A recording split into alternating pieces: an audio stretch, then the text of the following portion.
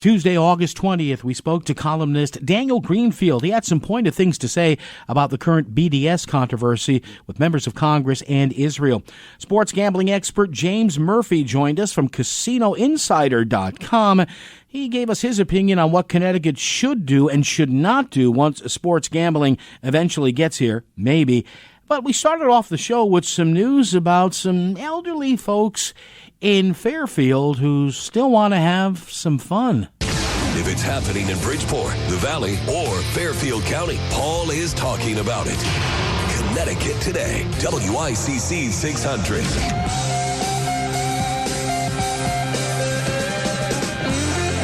Yeah, as we span the area here, Bridgeport, Fairfield County, to let you know what's going on. 203-333-9422, 333-WICC. Well, you know, these are just these little spice of life stories. Now, we started the show yesterday with the story of a woman, I believe, in Norwalk who decided that under the effect of alcohol, there's a shock, huh? That not only was it okay to prance around the beach there topless, she flashed a little pressed ham down low at some of the people complaining, and she was taken into custody, and her name and picture were all over the place. So I kind of had a good laugh at this one, at that one, as I do at this one. This one, I don't know what's happening in Lower Fairfield County here. Must be something in the water, maybe. I don't know. You tell me. This version got out of the Connecticut Post, but it's all over. It's on a bunch of websites. It's all over the place. Must be fun being a cop in Fairfield. Police arresting 6 people last week after getting reports of lewd and sexual activity in the Grace Richardson open space area at the intersection of Congress Street and Morehouse Highway. Now, for you folks living in Fairfield, I do not reside in Fairfield. I've been through it several times, travel there often, but I'm not familiar with the intersection of Congress Street and Morehouse Highway. There was an open space there where all this was apparently going on. So if you're in the area there, you may want to be careful, keep the little kids from, what's that, Mommy? You know. Well, according to police, the department got several complaints of the inappropriate behavior during the week of August 12th. The parcel's an 87-acre piece of land that was part of a major acquisition from the town in 1996. Well, what happened? They got these phone calls, and the Fairfield Police Department quickly dispatched its quality of life units. I didn't know they had one of those, but apparently they do.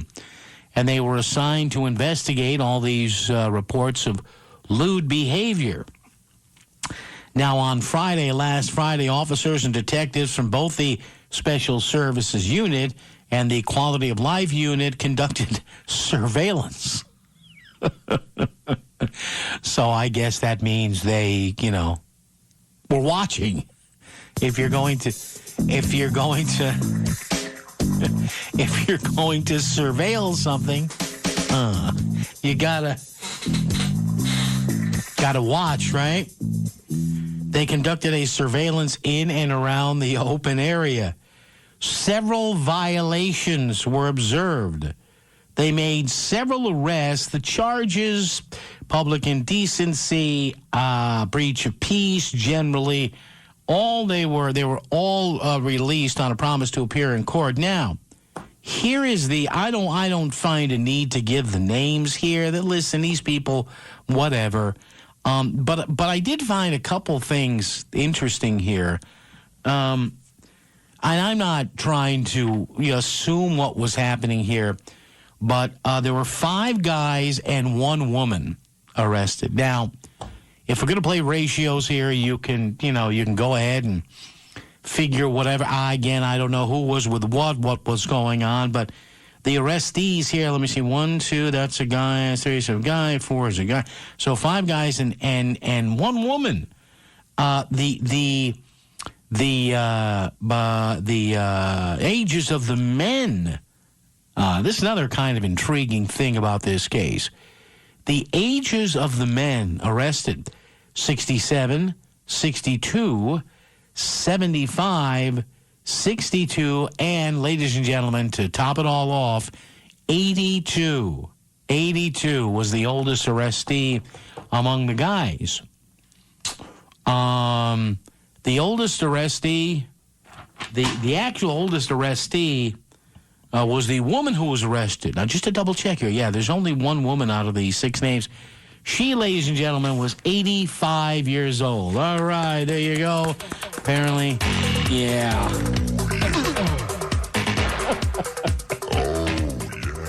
85. Well, look, listen, I don't sit here and judge whatever free, and maybe it was in celebration of Woodstock.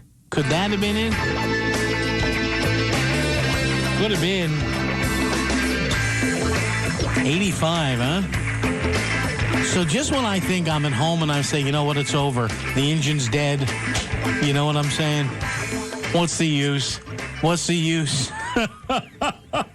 Thank you, Aaron. As my erstwhile producer whispers in my headphone, there's still hope. I guess there is. Wow. All he needs is a little wah-wah guitar. 67, 62, that's not old. 75, 62, 82, and 85. Oh, yeah. Get that freak on there. There you go. Out in the fresh air of nature, you're not encumbered by, 4 walls and a ceiling. You're not encumbered by all the entrapments of. You want to get back to the cavemen. Oh, yeah. You want to just, how did the settlers do? What was up? They want to go, maybe you had a few people out there that wanted to just go all Fred and Wilma.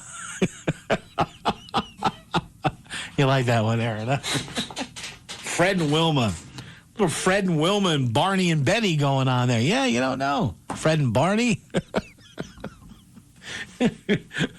Wilma and Betty. Hey, listen, maybe it's just a little love of nature. Who knows? So there you go. So once again, and if you folks in Fairfield know this area, if you want to, if you'd like to comment on this, 203-333-9422, 333-WICC. This happened in the open space area. A lot of open space there, apparently. 87 acres, Congress Street and Morehouse Highway. Now, they, again, you know what I would love to have been, a fly on the wall or a fly on the branch, not necessarily to see what was going on with these people, but can you imagine the Fairfield cops who had to kind of go there and who had to conduct surveillance, right? Right? Aaron's right. Aaron just said in my headset, at what point do they come and say, whoa, that's it, people. Fairfield PD, put your hands up or whatever, right? I mean, you got to move in to make the arrest, don't you? Let me see your hands. Don't touch anything. All right, traffic and weather together on the 6s. Man, whoever invented the wah-wah pedal for that Fender Stratocaster, that Telecaster, it's all you need, baby. Traffic and weather together on the 6s. 226. It's a Tuesday, Connecticut Today on WICC.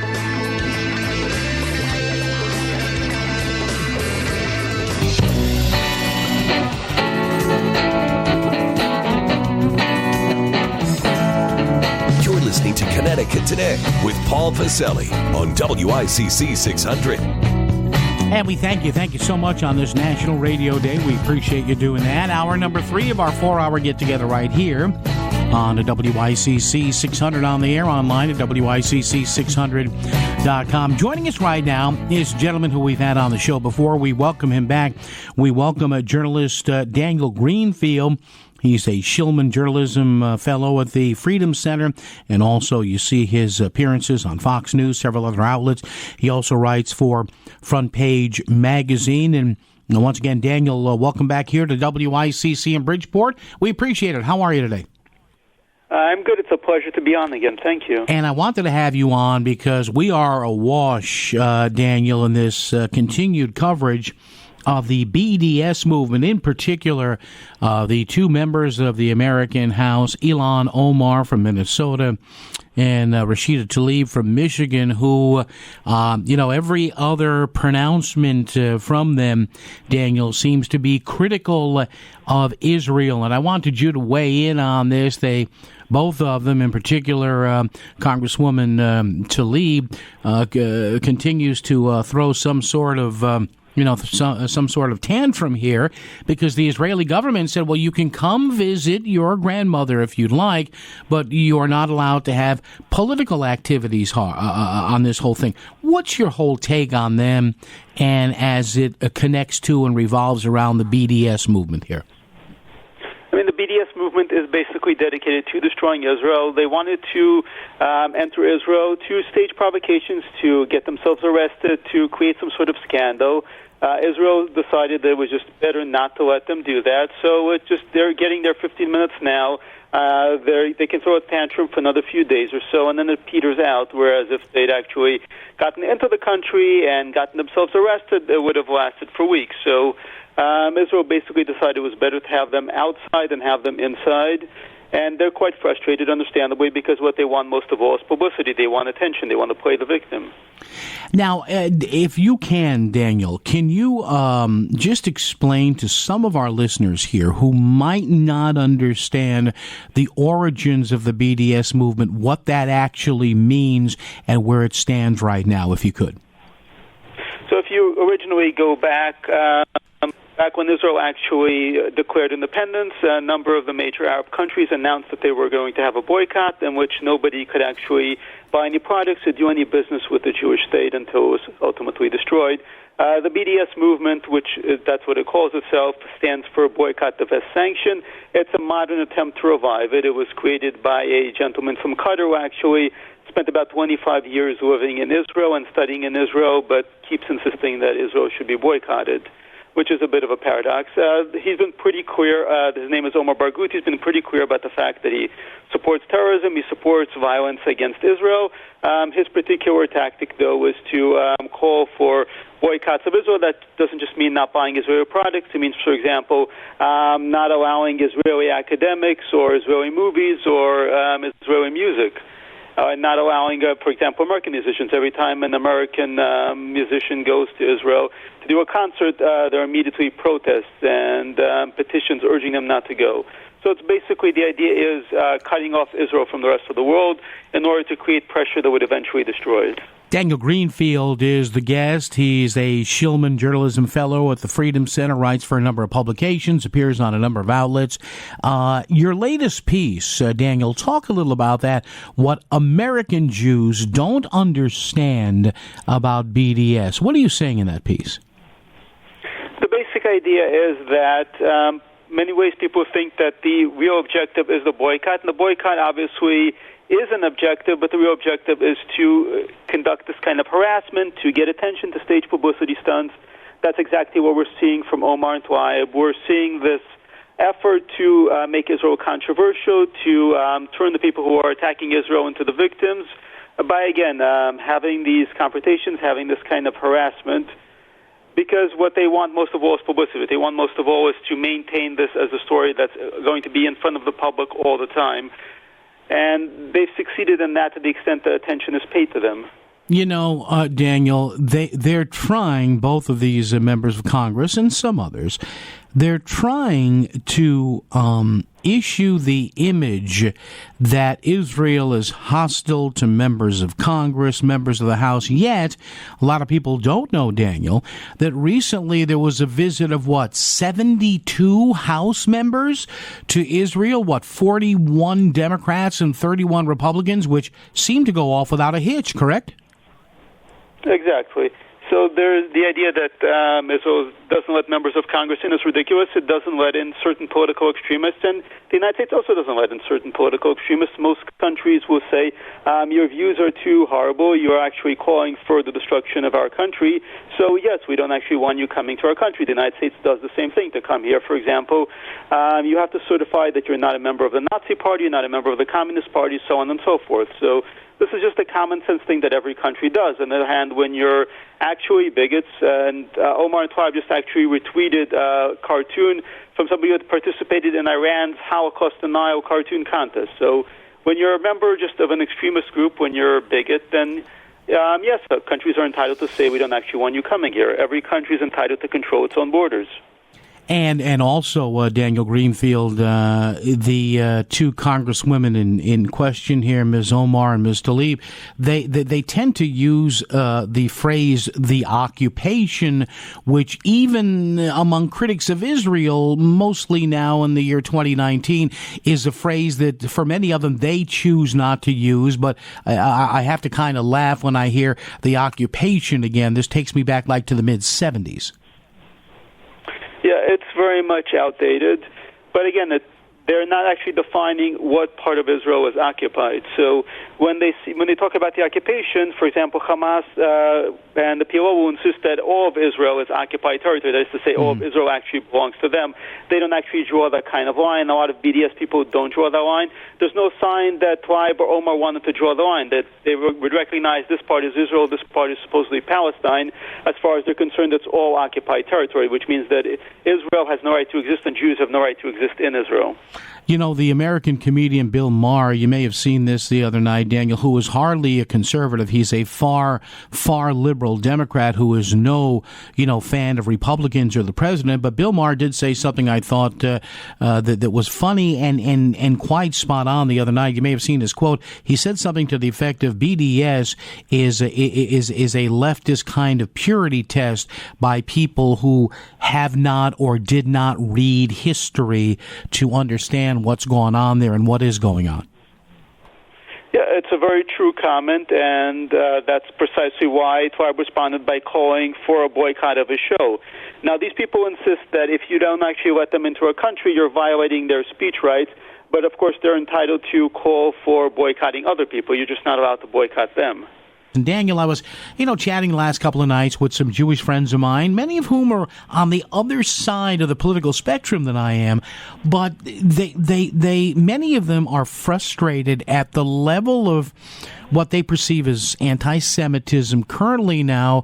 Liberal politicians in this country, and particularly in the Democratic Party, and one of them said, "Do they not see it? Can they be that naive, or are they just trying to close their eyes to it?" It's just, in many cases, not a priority for them. That's kind of the bottom line. There's a huge split between different American Jews as to the extent that they're committed to religion, to the extent that they're committed to any kind of meaningful Jewish identity. For a large number of American Jews, their Jewish identity basically consists of left-wing politics. They're told that this is the essence of what religion is, and it's the case for a certain number of liberal Protestants as well. It's very much a common problem where you kind of have this leftist religious identity, which is all about social justice, but does not actually have any God in it, doesn't have anything meaningful in it. But on the other hand, there is very much a different population of Jews who are not necessarily conservative, but are certainly religious and traditional, and that leads them to take certain conservative positions. So one of the statistics I like to quote, it comes from the Obama administration, was that among Jews who attended synagogue at least once a week, a majority disapproved of Obama. Among those who didn't, a majority did approve of Obama. So you do have this very definitive split, and it's among Jews, but it also parallels the splits you see among Christians and among Americans in general.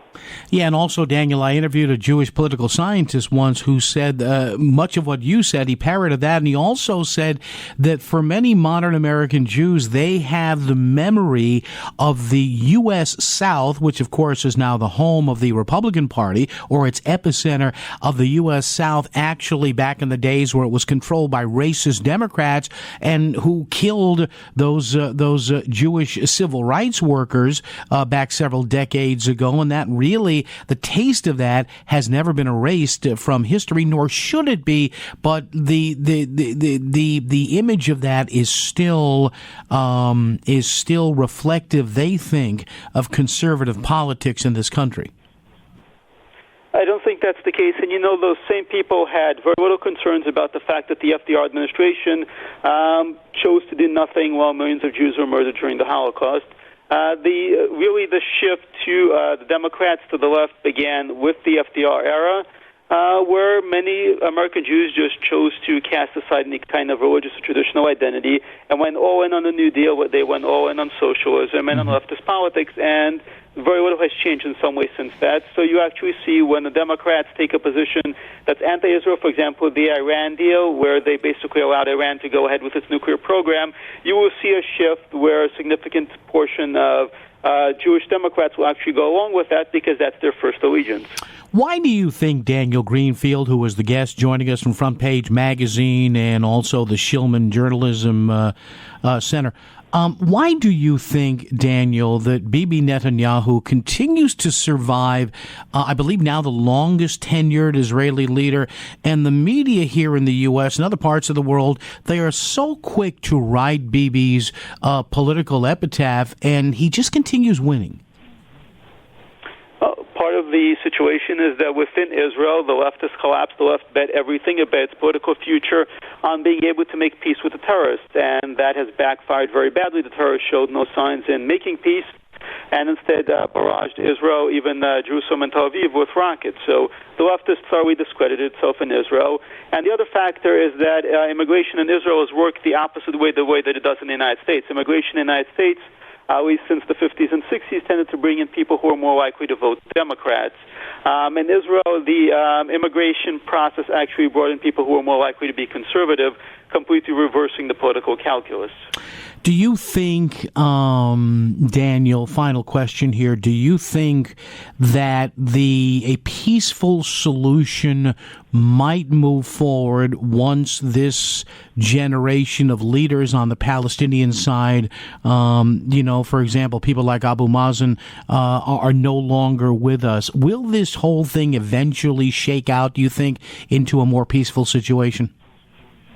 Well, the problem isn't just the leadership, it's that they've actually been able to indoctrinate and create entire new generations that have been even more radicalized than they are. So when you have the PLO running things, when you have Hamas running things, the children who come out of that educational system are not going to be moderate. They're not going to be people who want peace. Instead, they've been told that their whole mission in life is to die in order to create this Palestinian state or Islamic state in the case of Hamas.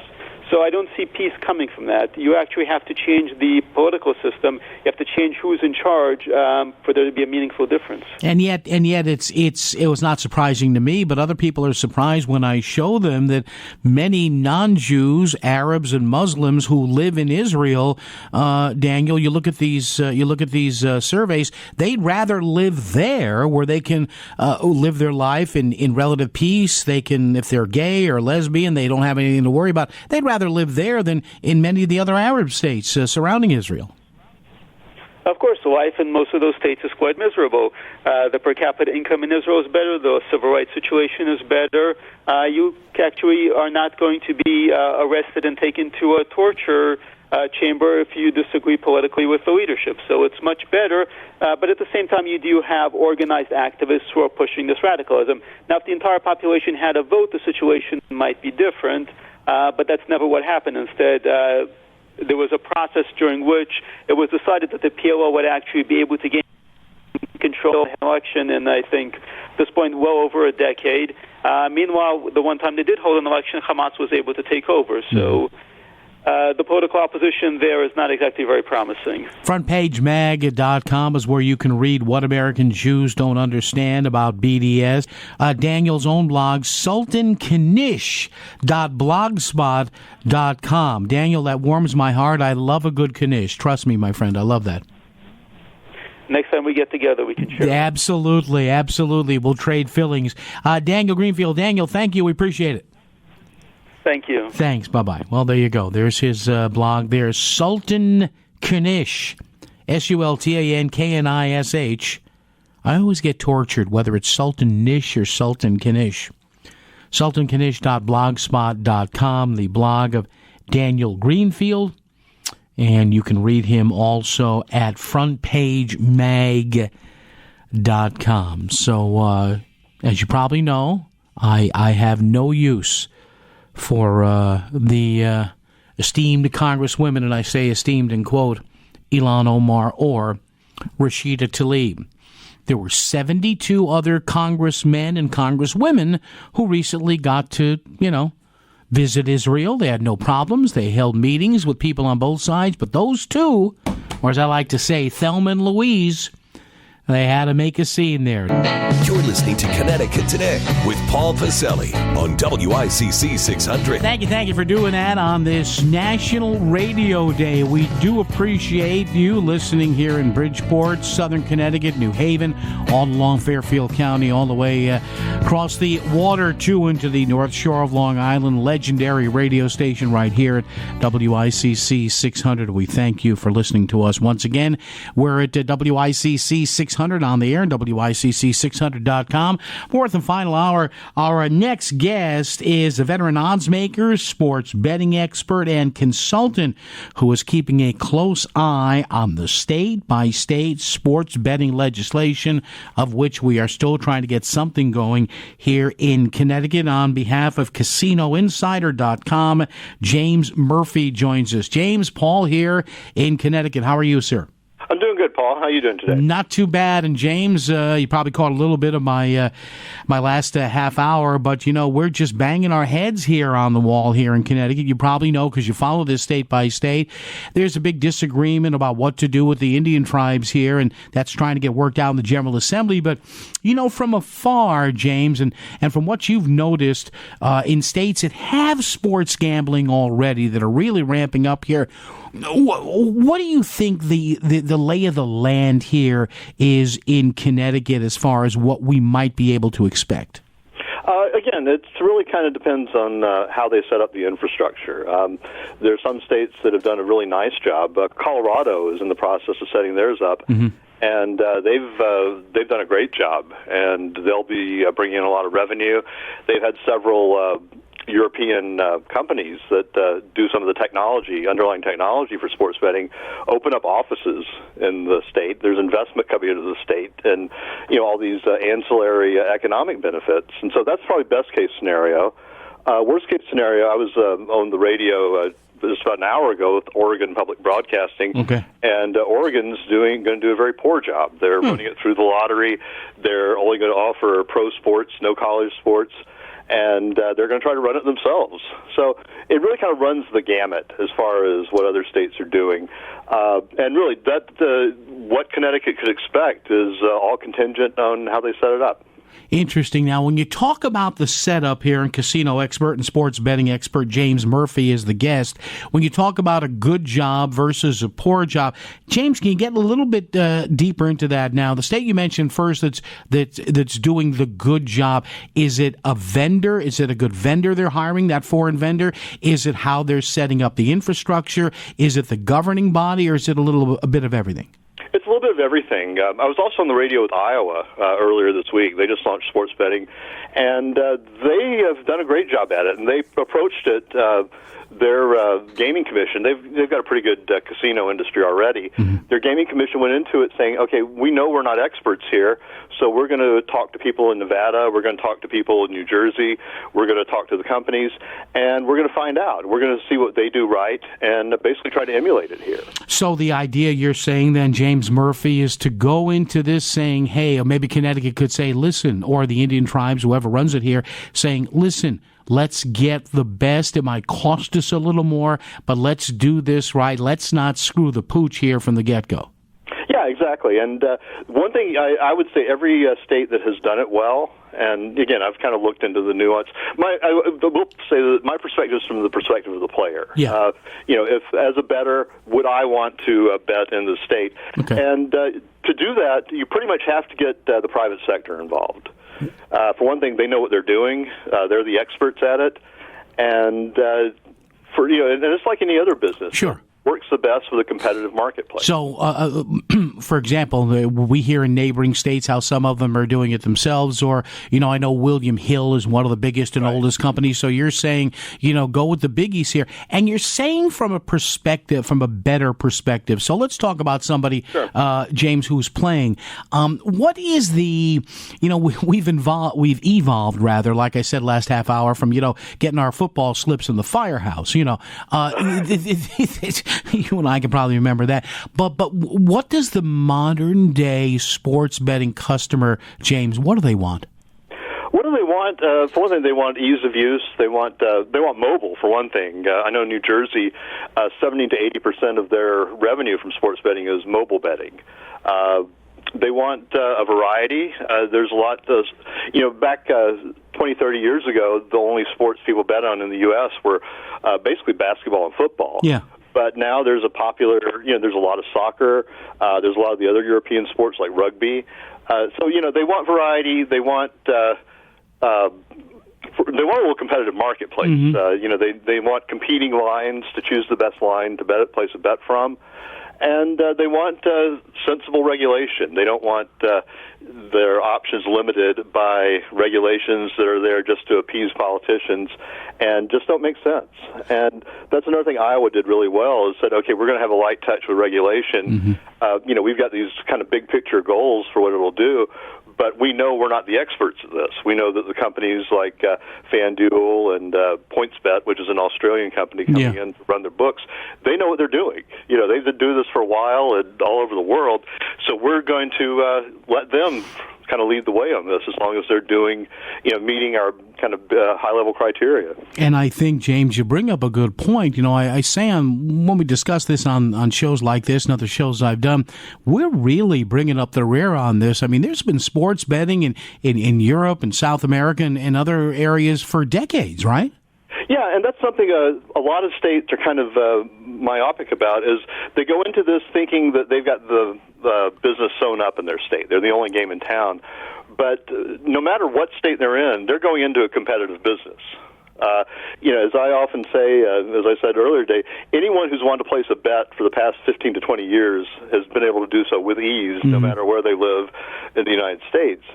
And a lot of times what you'll hear the state governments do is kind of denigrate the offshore betting industry as rogue operators or the black market.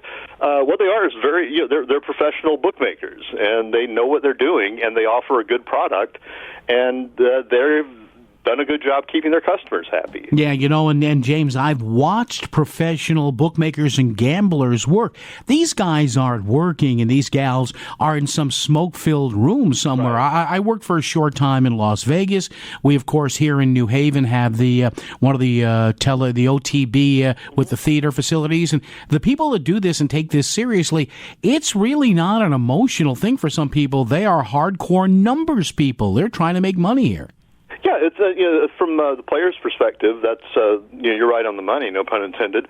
When I lived in Las Vegas for about the past decade, and people would always think, "Oh, you must be in the golf course every day, partying with women." I spent most of my day staring at a spreadsheet. That's right. And it wasn't a particularly exciting. It was basically me and my dog. My idea of excitement was walking my dog on the strip. Wow. It was 5 a.m. The people, and it's very technology intensive now. It's not smoke-filled rooms. It's not, it's not going to be bookmaking parlors on every corner. It's online, and the technology involved is something that it boggles my mind, and I've been doing this for over 25 years. I'll look at some of the European sports books and what they offer and the technology platforms they use, and it's just mind-boggling. It looks like something that the NASDAQ or the New York Stock Exchange Sure. Is Connecticut going to do eventually sports gambling, and will they do it right? Our guest has some insights here on behalf of CasinoInsider.com. James Murphy, a 25-year-plus veteran odds maker, sports betting expert, and consultant. James, how do you gauge the prospective dollar figures of what a sports gambling or sports betting market is worth? Is that just a guess, or are there any indicators that are usually accurate or not? It's kind of tough to do. Again, it's obviously population's a function, tax rate's a function, how competitive they are relative to your offshore books, basically what other options people have is a function. But really it's just guesswork. And I can kind of tell now, I've kind of done this enough with all the states that are implementing it or considering it. Yeah. I can kind of get a pretty good guess on, at least where they'll be in terms of their projections, whether their projections are realistic or just pie in the sky, based on how they set it up. And that's really the crucial element. So do you anticipate, let's assume something that doesn't happen often here, James. Let's assume Connecticut does it right. Now, that doesn't happen often here. But as far as the yearly gross, I mean, do you have any ideas? Are we talking 30, 40, 50, 100 million a year? Could it be more? Could it be less? Does it take time to ramp up? What do you think about this market? Again, I think if they put up a competitive product, I don't think it'll take any time at all to ramp up. I think they'll have a very good client base from the get-go. What New Jersey did last month, I was just looking at New Jersey's handle last month. They took in $280 million. Excuse me, I can't read my writing. $250 million of bets. Wow. They held $18 million, and the state got $2 million in tax revenue. Okay. You make a good point that is giving the state more revenue to work with a good thing, but for the sake of argument, we'll assume that it is. It's obviously Connecticut, I believe, is like slightly less than half the population of New Jersey. Yeah. But that kind of gives you a guideline of what's possible. Sure. And New Jersey's only going to get bigger. They think within the year it'll be a bigger market than Nevada, and and again, the thing that I think a lot of states are missing the boat on, that I was really praised Colorado for, is the potential for ancillary economic benefits, bringing jobs to your state, which is what politicians always want to do. I don't know whether it's they think it's going to be like a 40s noir movie, with all these gangsters running around. But the jobs you're bringing in are high-tech jobs. These are the jobs that purportedly people want. They're software engineer jobs. They're data management jobs. Yeah. All these very high-tech jobs that are in demand, high-paying, and basically the kind of thing you want in the state. And then there's other things like, there's marketing. There's so many ancillary industries that will need to be there to support sports betting if they do it right. And of course, that's the key component there. But I think a lot of states are missing that, what could become of that. And, and I understand a lot of times the decision to open casinos, they try to frame it as a quality of life decision. We don't want casinos everywhere. But this is an industry where you won't have it. It's going to be predominantly online. It'd be like having Google in your state. It's maybe not that big as far as one company, but it's going to be a high-tech industry, and it's really not going to have a downside effect on your quality of life. It's going to be online. Are most of these states that you analyze, James Murphy, do they prohibit gambling on the in-state colleges and universities that are in those particular states? They've kind of started to. There's quite a few that do, and it's kind of unfortunate because that was something Nevada stopped doing 15 years ago. For a long time, they didn't have wagering on UNLV or Nevada Reno. Yeah. But they changed that, and nothing happened. All the people at the various sports programs said, "Well, it's no different for us." And the fear, James, was always right that somebody would get to the athletes, right? Would say, "Listen, we're not telling you to lose the game; just brick a few shots and keep it within the spread." Yeah. Yeah, that's obviously the fear, but there hasn't been a lot of empirical evidence to bear that out. And, there's been a few incidents, and there always are in Europe, soccer. And right now the most crooked sport in the world is low-level men's tennis. Yes. A lot of people are surprised by. Thank you. No, you know what, James? I was wondering when you started to say this, I'm trying to remember, and I said tennis, and you're right. Yes. Yeah. There are more low-level tennis matches fixed than anything else. You are correct. And the other thing is, if you're really worried about that, the first line of defense is the bookmaker. The bookmaker doesn't want to be taking action on a fixed game. It's bad business. And anytime you hear about a point-fixing scandal or in the U.S. or in Europe, I would say 9 times out of 10, it was a bookmaker or a sports book in Las Vegas or wherever. They're the ones that notice the impropriety and the money coming in. Yeah, well, that's it. Now, that's it exactly. The people who know, right, James? When the money changes at the last minute, that's when the red flag goes up. Yeah, and again, especially on something like low-level European tennis, if they get a lot of money on an NFL game, they really don't worry about it. But if they kind of know what they get on like preliminary tennis tournament matches, if all of a sudden they get like 10 times that much all on one side, they didn't just fall off the proverbial turnip truck. They kind of know what they're looking for, what's going on. That's one of my favorite phrases. You just used it. Yeah. Yeah, my family's from South Carolina. Well, there you go. There you go. James Murphy, a 25-year-plus veteran odds maker, sports betting expert. He's watching. He's telling us, folks, do it the right way. You can read his stuff at CasinoInsider.com. Now, James, I'm not going to let you go without asking you this. The host you're talking to right now and his producer, my producer Aaron, on the other side of the glass who you spoke with, the cross we've carried in our lives. Aaron's only half as old as I am, but we are voracious New York Jets fans, okay? All right, in 30 seconds, how many games are the Jets winning this year? They've got a lot of talent. There's a lot of people who don't like your head coaching hire, and think that might do you in. I'm going to say 6. What? You're going 6 and 10? Yeah, I don't think. I think the coach is going to run it into the ground, and they brought him in to work with Darnold. Supposedly, as he's an offensive genius. His teams in Miami were always 25th or lower in total offense. He got his rep in Denver for making quarterbacks. The quarterback he quote unquote made was a guy named Peyton Manning. Yeah. Who I think kind of had his. I think probably he knew what was going on. Yeah, I could have been the offensive coordinator. I could have too. Give me the clipboard and the headset, and I'm good. James Murphy, thank you. We will talk in the future if this thing moves to fruition. We'll definitely have you back on. Thanks, James. Okay, I enjoyed it. Thanks a lot. Appreciate it. Bye 6 and 10, bro. He's killing us. 6 and 10. Yeah, that one hurt. Oh, that hurt. That hurt a little bit. Traffic and weather together. I expect him to say 8 and 8, 9 and 7, maybe a wild card. Oh, traffic and weather together on the 6s. Oh.